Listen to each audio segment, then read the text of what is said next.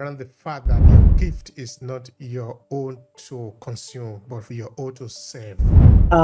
We're sacrificing our time with our family. We're missing important events. We're staying up late at night when we should be getting rest. The lion don't just go around and start killing antelope because, of course, they can kill the antelope if they want to, no? But any Yes, person that have paid attention see that when the lion has eaten and he sees an antelope, he doesn't kill the antelope, even though he might have the power to do that. Instead, he might play with the antelope or just mind his own business. The antelope will just play and go. The rest should have said, okay, let me fall on some A and B and C so that they will enjoy the beauty of rain. The other people will not have rain. No, but it's not like that. The rain fall on everybody. when you make it your point of trying to help others, that's how you're helped. That's how you get your help. That's how you get your grace, your reward.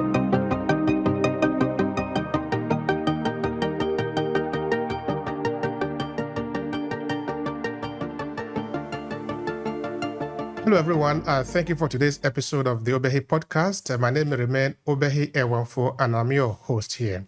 If you love the idea of storytelling, if you want to storytell, if you want to share your story, share your human face, then you better be sure that you subscribe to this YouTube channel. And of course, why not share also with your friends who might have interest in wanting to share their story. You see, storytelling is one of the most important aspects of the human evolution. It helps us to be able to connect to the right people because by the time we tell story, by the time we are storytelling, we are basically touching the aspect of us that is linked to emotion, the whole lot of it that sometimes might be a little bit different from the logical reasoning that we have sometimes about the 2%, 50%, and all of that, which usually doesn't take us very far. But by the time we are touching on story, we are touching on emotion. There is one trick that is actually happening here, particularly within the area of business, in that people, of course, this is true for you and also for me, is that people buy at emotion, then they justify with the reasons, which is to say that at emotional level, that is why we buy in most of the cases. Then, of course, we look for a way to justify it by rationalizing it and all of that, which is to say that if you are in business, it is good that you are not just only on the rational level, but you're also at the story level, at the emotional level. So if this is anything that is interesting to you, then make sure you are hanging around the Obehi podcast because that is what we do here all the time, all the time. So I have Sherrika with me here today, who is joining me, of course, from afar, from across the sea. Now she's going to be sharing with us what she does within storytelling, of course, within her business. That's basically what it is. So Sherrika, thank you so much for joining me today. Could you tell me a little bit about yourself? Of course, tell your audience something about yourself. Oh, well, thank you for having me. A little something about me. I don't really consider myself to be very interesting, but a little What do something you mean by about that? me. You are interesting. One thing, though, that I'm an entrepreneur, owner of Transform the Gap, where I help faith driven women overcome obstacles, burnout, and help them to align their faith, their family, and their careers without feeling the need to sacrifice. And I feel like that's an interesting thing about me because 3, 4 years ago, when I was still in corporate accounting and as a W-2 employee, if someone had asked me about a business or starting a business, I would be like, no, never. Why would I do that? Some people are meant to stay in corporate. That is me. Why would I ever? I'm not a risk taker and all of these other things. And so now I'm here and living free and enjoying every minute of it. So I think that's one of the best things about me right now. That's really lovely. I appreciate that. That is always the better part of us, no? By the time we decide to shine, to let our light shine to the world, that is always the Yes. better part of us, right? Yeah, Now, absolutely. Sherrika, let's learn about you. Here we are essentially about storytelling. What do you want somebody to learn about you growing up as a young lady? Let's start from there. So I feel like our paths are what typically lead us to our purpose. Our tests are what turns into our testimonies. And so for me, I was in corporate for over 15 years in corporate accounting. And from the outside, I looked really successful, with the salary and the bonus and all the things. But I was also not getting rest, wasn't really taking care of myself like I should have been, allowing the demands of my role and my job to take precedence in my life over, prioritizing it over family and me and just those quality time and those things that you honestly can't put a price tag on. And but I realize now that I'm in this space that all of that happened for a reason. And it was to help other people understand that we don't have to live in fear of what if, and or what if my manager gets mad? What if the job doesn't like that I can't work on the weekends or don't want to work on the weekends and want to set boundaries. And so I just honestly feel like that path was for my purpose that I'm living in now and helping other women to get where I am and not where I used to be. Anyway, we'll come back Thank to that short now. But first, I want to understand one thing. Let's try to you. learn about you growing up as a young adolescent. I'm interested in that part of Oh, the story. What do you yeah. remember of So that? I am, as you mentioned, I am far, far away. I'm in Atlanta, Georgia. Here in the U.S., I was actually born and raised. So I'm, which honestly is a rarity here in the metro Atlanta area. Everyone is from everywhere else, but to meet other people from Georgia is like, really? But I was a great student.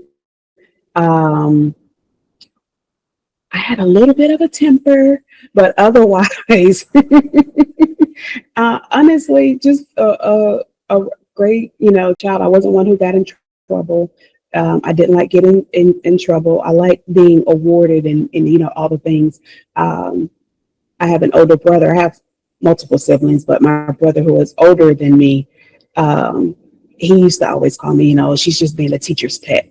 But I just didn't like to get in trouble. So if somebody said, this is what we're doing, I'm going to do it and do it to the best of my ability, because who doesn't love to be, awarded and recognized for doing well? And so, that's how I led through my younger years. I have, like I mentioned, I have an older brother, and then I also have younger siblings as well. So there's a few years, my older brother, there's a 10-year gap, and then I have another brother, a year after that, another brother, a few years after that, another brother, and then ultimately a sister. So it's 15 years between myself and my youngest sibling. But you know, I always tell people I'm the oldest mentally because I'm the go-to for everybody and everything. Um, but yeah, I went to non-traditional, as some would say, education. I have an accounting degree, and I started. This was way now online degrees are a lot more common, but at that time they weren't as common, and especially not if you're doing more of a traditional role like accounting or something business related. They look for you to go to the traditional 4-year university, and so that in itself was a part of my backstory of my career that's a little different. Um, but I am who I am, and I excel because that's what I do. So but I have a undergrad in accounting, and then I have an MBA as well as a master's in human resources, ironically. Okay, while we spend a lot of time on the story part, like I was just saying, the prelude to the conversation, that it helps us to better connect among ourselves. And this is really important for us. It's not just an attachment to what we do here. It's actually the main thing that we do here, which is about sharing our story, our experiences, because it helps us to be able to connect to the right people that we Yeah. are looking for, that we want to connect with, Yes. and to serve, of course. Now, still within those years, this is still within those time. Um, what kind of picture of Atlanta, Georgia, do you have in your head? And was there anything that was actually influencing you? Okay, that might not sound so good or so great for some people, but it is really great because there are people who will never be able to see that time. But by you explaining it, they come to feel it through your eyes. So I want you to lend them your eyes to be able to see what you were seeing there. What was it like for you? So it's very different now than what it was then. Um, so growing up, so my family's in South Georgia, rural area, really country, as some would call it. So when you have people who come here from other, like from the north or from other states, who say they're coming to the South, Atlanta isn't that traditional South that you're used to. And one of the reasons I think is because there are so many different people here from everywhere else, all other countries, other states. Um, we have the busiest airport in the world, and we have for a very long time. Um, and so because of that, we're a hub for so many different types of cultures and so many different things. And so one of the things about Atlanta, though, because it is still the South, um, one of the things that I find is so funny. So we have Fulton County, which is one of the major counties in the metro area. If you are in North Fulton, you have predominantly white population. You have some of the nicer stores. Um, Homes are going to cost a lot more. But then when you go to the south of Fulton County, then you find more people who look like me. We still have, you know, families that are doing very well for themselves, nice communities, nice stores, all the things. But there's a true segregation, honestly, between the North and the South. And then you have that for even other areas within our metro area. Like if you go, you know, up 85, you have more of a Latin community. So we're all spread out. We have some of the major things that a lot of other major cities have, like the subways and all of that. But most people here drive because it's not as convenient as you would find in like a New York or Chicago or places like that. So people who come here from places like, you know, that are more metropolitan, they're like, we came to Atlanta, we had to get a car, we had to learn how to drive because things are a lot more spread out. And it's even funny for me going to other states and other places and seeing how, like, we have so many trees, and it's something that I don't think about and I don't notice until I go somewhere else. And I'm like, everything's flat or everything's, here, where's the shade? Where are the trees? Where's the vegetation? And so, but I love it. I think it's definitely the big city in the South. And here, more recently, it's also named as the Hollywood of the South because there are a lot of movies and films that are being made here. I can probably name 5 movie studios within, 20 minutes of my house. And so we're just really honestly a budding city with so many opportunities to just be anyone that you know that you can be. All right. All right. That's what I was saying. You see, now people are jealous now. They wish they were there, but they cannot be there. Yeah, yeah, absolutely. Yeah. So if we were to put it like this, if you tell maybe uh, if you look at the older you now and you tell your younger you what you think you have missed in your younger days, is there anything that you can put like that? I don't know if that is you could actually put the question like that, like, oh, how I wish, this idea of the nostalgia, no? For most of us that are in the diaspora, for example, I'm originally from Nigeria, but I live in Italy. I've been living here for the past 20 years. Okay, when I can, I visit Nigeria. This month, we'll be going to Nigeria with my family. Hmm. But sometimes that is the nostalgia. Okay, when I was in Nigeria, oh, life in Nigeria. But sometimes we are here not because somebody put a rope on our neck. We decide to be here, no? Sometimes we Yeah. we miss what is there. It's just a difference between there and now, what I've passed, what it is, what is going to be, and the rest of that. So this feeling of missing something behind, that you cannot recover anyway because you are no longer a child. You are past that stage. You are past that time. Things like that. If you were to say maybe Yeah. these are one or two things that you miss of your younger you as a young child, okay, a young adolescent, can there anything be like that? Well, what would that be? You know what? I You don't know what you don't know sometimes. And I think that one of the things that I feel has always been a life lesson for me was never burn bridges.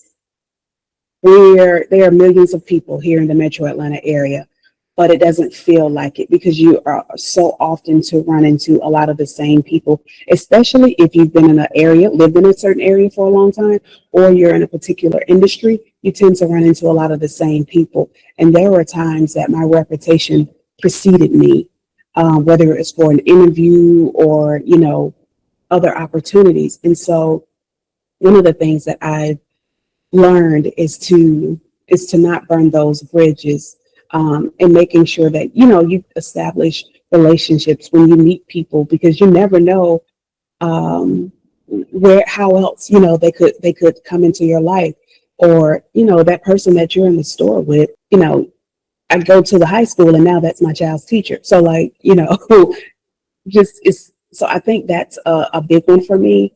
Also, I think, especially here in this area, so many people are caught up in, this is the South, and there are certain stigmas that are attached to being in a Southern U.S. state, such as, racism and unfair treatment and all of these other things. And while, yes, it does still exist, it absolutely exists.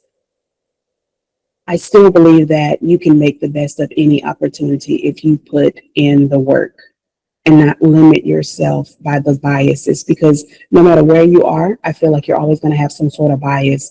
There are always stereotypes that may follow you, but not leaning into those biases and still saying, okay, have I done my part? And then as a woman of faith, knowing that if I do my part, I know God will step in and do the rest, and have people, which has happened for me before, people who don't even like me vouching for me, or giving me that recommendation I needed, or anything like that.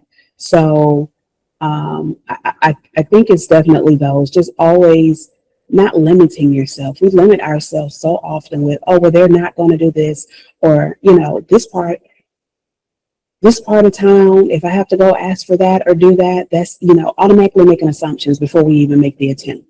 So I think that's one. Just do it. Stop making excuses. Stop, creating obstacles for yourself. Just do it. And then also just not burning those bridges, because we do tend to find or run back into those people. That's great. We never need to burn bridges because we are because if we step on the ladder to climb up now, except maybe we are going to remain there. But if we are going to have to return to where we came from, we're going to climb down again. If we Mm-hmm. burn, if we cut the ladder as we are climbing up, if we're going to come down, we will jump. We're probably going to hurt ourselves. So I it's good love that we that. Yes. preserve those things. Yes, that's absolutely right. I love that. Absolutely. All right. Now let's talk about what you do today in business. You help people to overcome their obstacle. That is what you said. And these are Yes. mostly people within the faith-based businesses or entrepreneurs, as it were. Uh, could you Yes. tell me why you choose that as your niche, as the area that you are focusing on? Was there a reason for that? So honestly, this is just what I felt I was led to do. And I really feel like it chose me because when I was first, as I said, in corporate, I always said I will forever be in corporate America and never leave. But there was a moment where I was really starting to just feel unfulfilled in in accounting. I was doing it well, but it didn't give me the same satisfaction anymore. And so as a woman of faith, I decided to fast. And I'm like, during this time, Lord, if you can kind of just tell me what it is that I'm supposed to do, what are my next steps? I thought, because I already knew entrepreneurship was not in the cards for me. So I thought during this time of fasting that the Lord would reveal to me this amazing organization that, I should join and have an amazing team and great work-life balance and great salary and all of these things. And but it was entrepreneurship. And I was like, wait, what? And it was, and how I knew it was that is because I started seeing different advertisements, start getting notifications, all of these different things about like being an entrepreneur, how to set up business contracts, having a business coach, all of these things. And I'm like, why is this everywhere now? And then I'm like, this can't be what you're telling me to do. So maybe I'm confused. And I'm like, Lord, if this is what you're really calling me to do, I really need like a true confirmation because this doesn't make sense to me. And so I remember I went to dinner with a friend of mine and we were having dinner and just catching up like we normally would. And she started asking me about my business. And I was like, what? I don't have a, why is she asking? We've never talked about me at wanting or having or anything like that about a business. But I was like, and in the moment of confusion, that memory came back. Like, remember, you asked for another confirmation about this, and so I put in my resignation. This isn't everybody's, some people, and if anybody were to ask, I would say transition into your business from corporate. But for me, I knew that if I were still in corporate, I would not give the time and attention to this thing that I'm being called to. And so I left corporate, but I left and I was like, oh, well, accounting is what I've always done. So why wouldn't I have an accounting business working with accounting teams? And so that's what I was doing, helping them with their audit, helping to rebuild accounting teams. But I honestly still felt out of alignment. And but one of the things that was also happening is it was more faith-based groups and women of faith that kept reaching out to me for guidance and for help on things. And I'm like, this is different. But I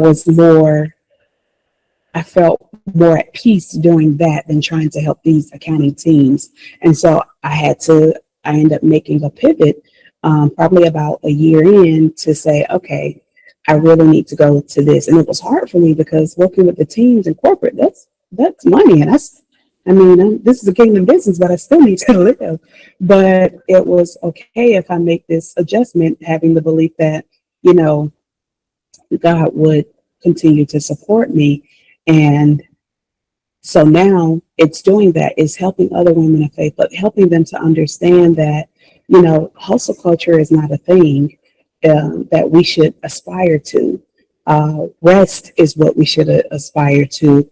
Um, Walking in our purpose, helping others, servanthood. If we're a leader, are we a servant leader, or are we just, someone who's delegating and barking orders? So really helping women, and specifically women who are like me, wives and mothers who have a job in the home, as well as, your own business or your own career or whatever that is, but helping them to set those boundaries, to understand how to manage their time, to speak up for themselves in their business, in their homes, wherever the case may be, and know that self-care is not selfish.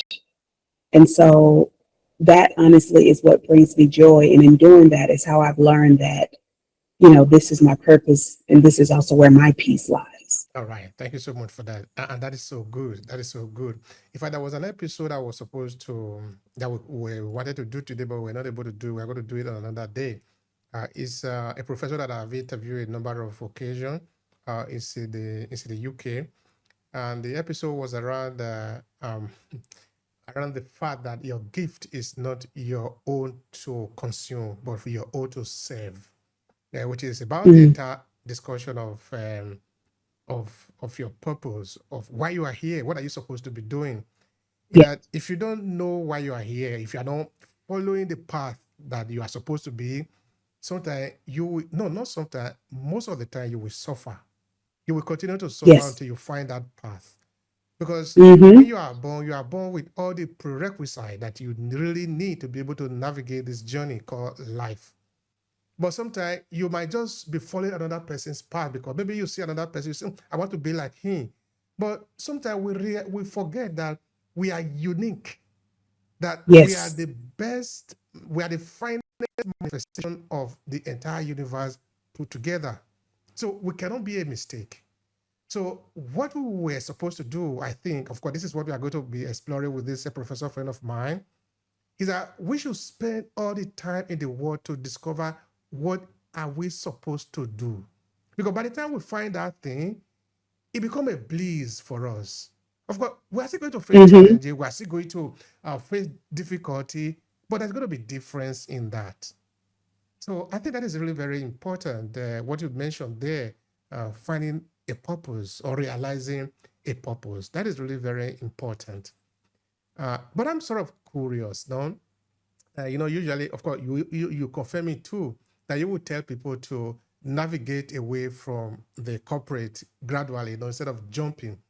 But yourself, you jumped, you know. I That's did. also what some will say. Jump and grow your wing along the way. Could you explain that more? Why did you do it that like that? For me, it was honestly a leap of faith. It was an act of obedience, as well as an act of trust to show God that I'm trusting what He's calling me to do. But also because I knew how much time I was invested into my corporate role already. And I knew already that if adding something else to it, I was not going to focus on it. I was going to keep my attention on that corporate space. This is my bread and butter, so this is my focus. And it would, where I am now would have been, I wouldn't be where I am now, and it would have been just a hobby and not really something that I was taking seriously. And so, I knew that's what I had to do now. I was nervous and trembling and afraid and all the things. I don't make it seem like I've confidently said, I'm out and starting. I gave my job a 90-day notice. And I gave them a 90-day notice because I was like, Lord, just in case you want me to do something else, maybe I'm getting this a little bit confused. So, and so, yeah, for me, it was that. But if you're feeling called to do something, try it out. Now, if God is telling you you're in the wrong place, and that's what I felt like for me. I was in the wrong place.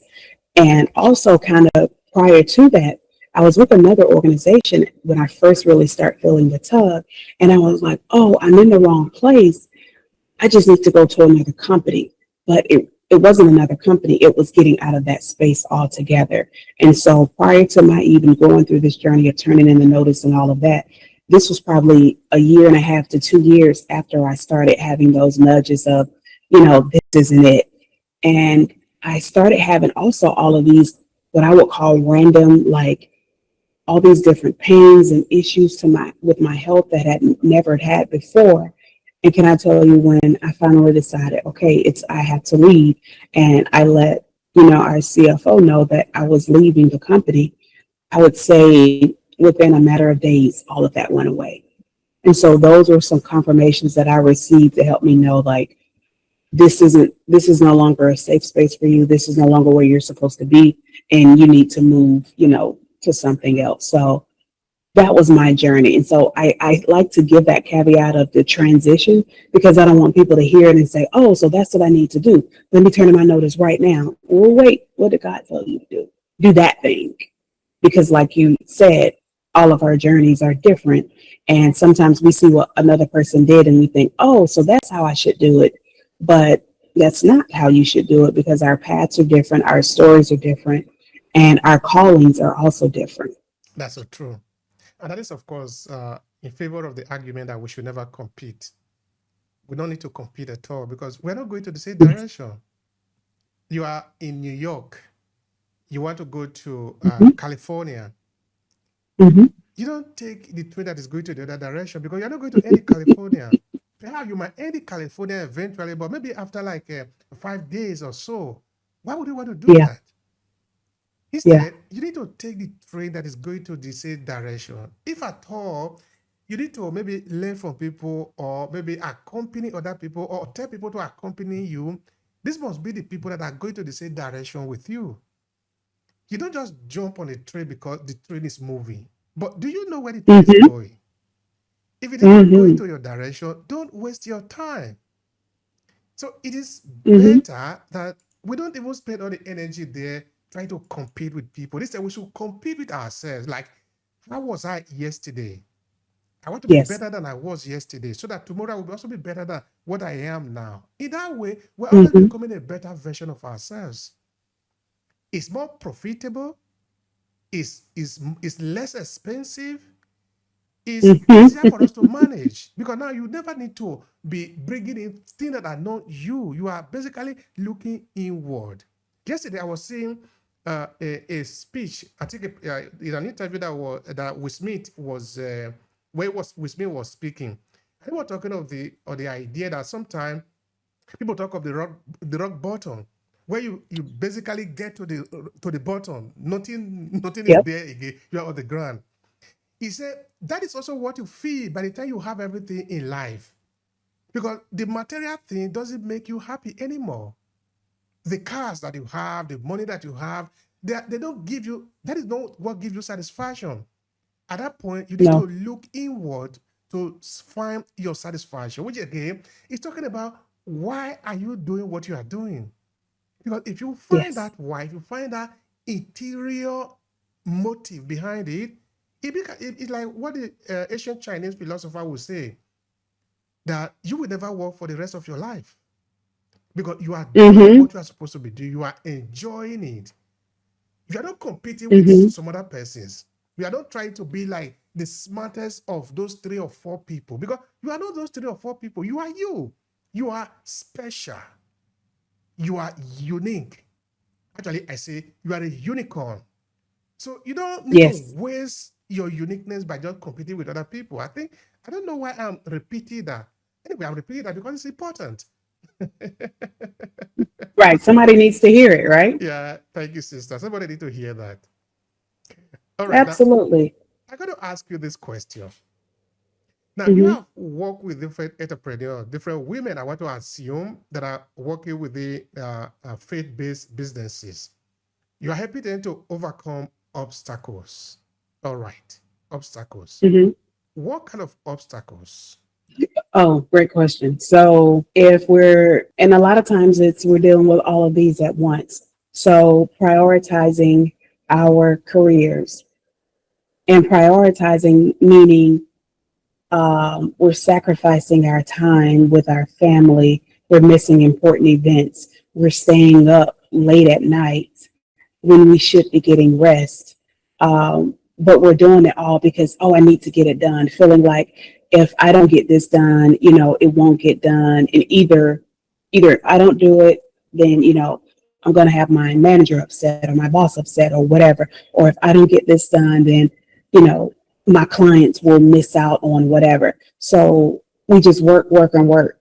But when we do that, we miss out on so many other things. We don't set times. Like for me, my time management is very important to me. I have things color coded, and this may not be the tool for everyone, but I meet you where you are. But for me, I have to put everything on my calendar. Um, because I want to make sure that I'm not missing anything, but I also want to make sure that I'm making time for the people who are in the house with me every day. And I'm not neglecting them for the sake of a dollar, so to speak. Another way is also with just speaking up for themselves, advocating for themselves, because sometimes we feel like, and we'll even have other people to tell us, well, I want you to do it because I know the level of work you do, so you should be the one to do it. And I used to run across this, but I have a whole team who is more than capable. And sometimes it just takes you standing up for yourself and them to say, wait a minute, they are more than capable. I'll make sure they get it done correctly, but it doesn't have to be done by me just to be done right. So, in the workspace or even at home, saying, I'm married. I have, my husband and I, we have 3 children and a dog. So to from the expectation for me to be the only one, for example, that cleans the house and everybody else just does whatever they want to do. No, we're all a collective unit. It's, 5 of us and a dog in this house. Everyone has a space that they're responsible for. Everyone has something that they're responsible for. And it's me using my voice and saying, wait a minute, this is not okay, to speak up and set those boundaries in place, asking for help when needed.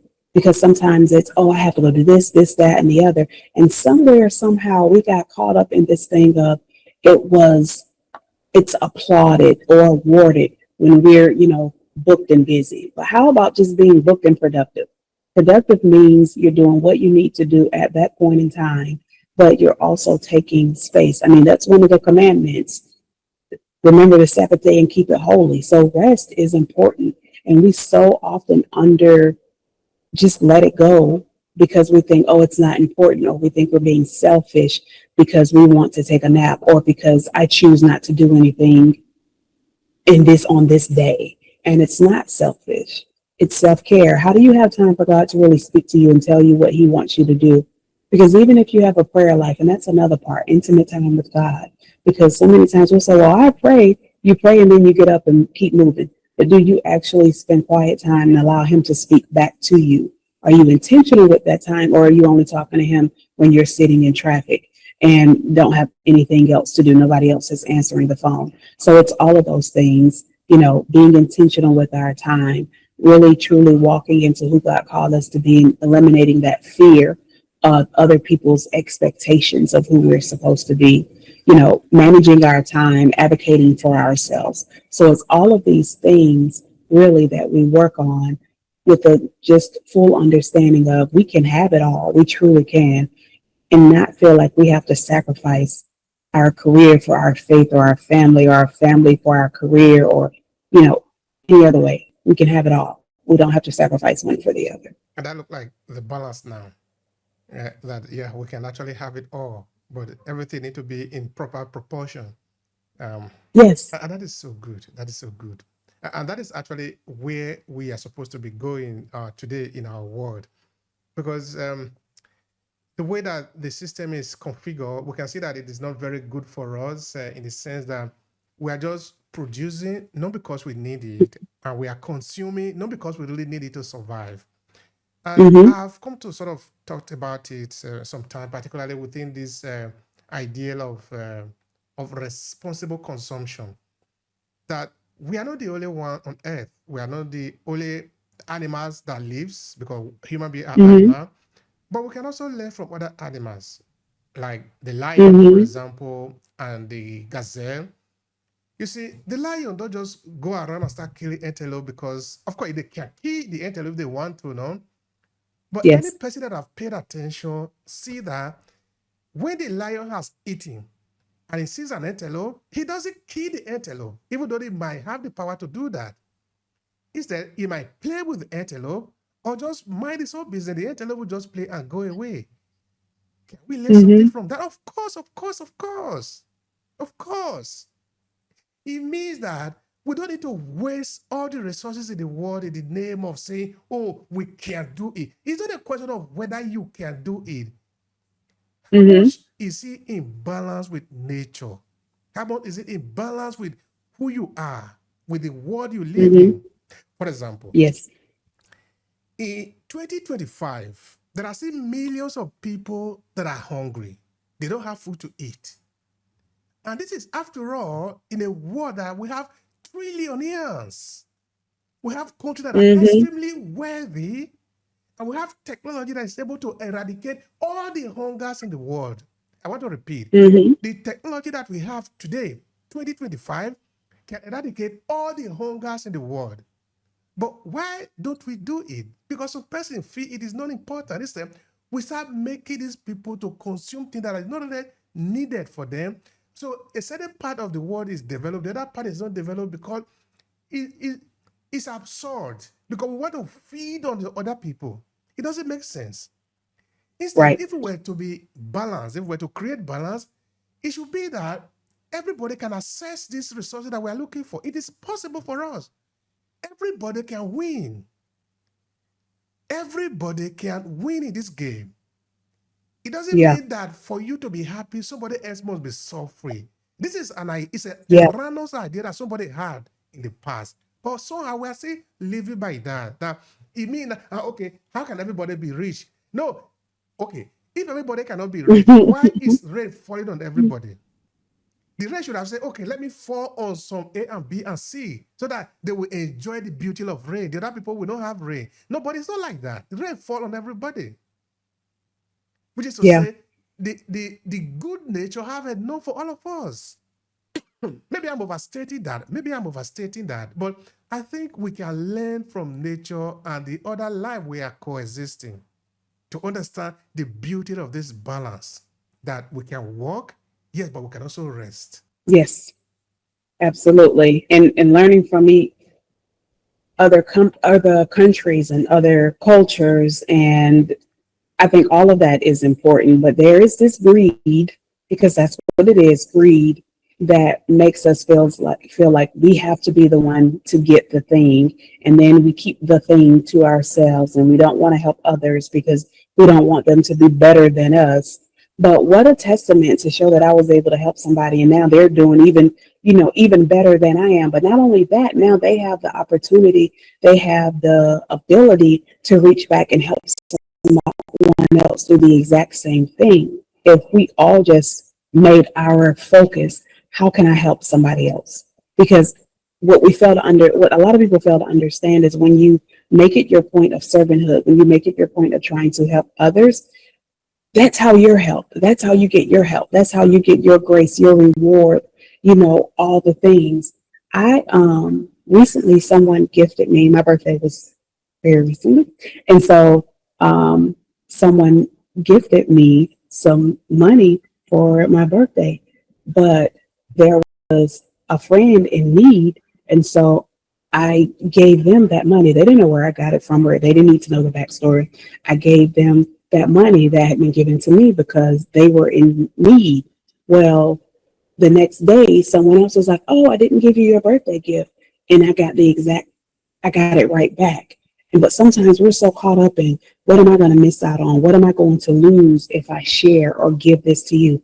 Whether it's a physical thing, whether it's our knowledge, whether it's our help, we think about ourselves and what we may be missing out on. When if we take the focus off of us, knowing that, God has me, and actually take the time to help other people, to sacrifice even, that's how we get our help. That's how we get our reward. Um, but by nature, we are fleshly beings and a bit selfish, and that's why I also think that intimate time is so important because it helps you to align with who you are, whose you are, and how you should carry yourself. All right. Thank you so much for that. I appreciate that. Um, can you hear me? Yeah. All right. Okay. All right. So I wanted to ask you, for the people that are listening to you now, they've enjoyed the conversation, of course, because of this valuable information that you share with them, and they want to connect with you. They are interested in learning more about what you do. Share with them. How can they reach Yes. out to you? Thank you. So my website, Transform the Gap, that's GAAP. So transformthegaap.com. My website, I have a class coming up. It's called the 6 week accelerator, Lead Boldly Accelerator. Excuse me. It's a 6 week course. Very excited about it. Limited spots, but it's where we're tapping into a lot of these things that I talked about today. Where what is that thing that's holding you back? Let's address that, increase our intimacy with God, but leave out better than we came. It's truly a 6 week accelerated transformation. Very excited about it. You can also connect with me on LinkedIn, Sherrika Sanders. I have people to connect and reach out all the time. Sometimes they just have a question like, "Hey, this is something I'm looking at right now. Can you offer some guidance?" And I'm more than happy to help do that. But yeah, absolutely. Those are the main two. I'm honestly on all social media, but those are the main two. My website, transformthegaap.com, and then LinkedIn, Sherrika Sanders, same, Sherrika, same on Instagram. Thank you so much. This is really a very important conversation today, full of value. So I really thank you for the time that you have spent here sharing with us. And of course, all the people that have enjoyed it to this point, they know how to reach out to you and, of course, get blessed by what you're doing. Thank you so much, sister. I really appreciate the Thank conversation. you.